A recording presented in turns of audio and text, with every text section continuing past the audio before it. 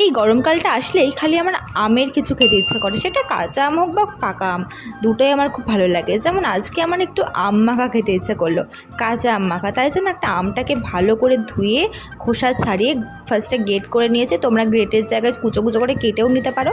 তারপরে এখানে আমি শুকনো লঙ্কা পোড়া ইউজ করেছি, তোমরা কাঁচা লঙ্কাও কিন্তু দিতে পারো। তারপরে দিয়েছি চিনি, তারপরে একে একে লবণের জায়গায় আমি বিট লবণ ইউজ করেছি, তোমরা কিন্তু এমনি লবণও ইউজ করতে পারো। আর তারপরে যেটা দিতে হবে সেটা হচ্ছে কাসুন্দি, যেটা হচ্ছে মেন ইনগ্রিডিয়েন্টস। কাসুন্দি না দিলে কিন্তু আম মাখা খেতে একদমই ভালো লাগবে না। তারপর সমস্ত কিছু দিয়ে সবগুলোকে একসাথে ভালো করে মেখে নিতে হবে, আর এটা কিন্তু হাত দিয়েই মাখতে হবে। তারপরে চলো এবার সবাইকে টেস্ট করানোর পালা।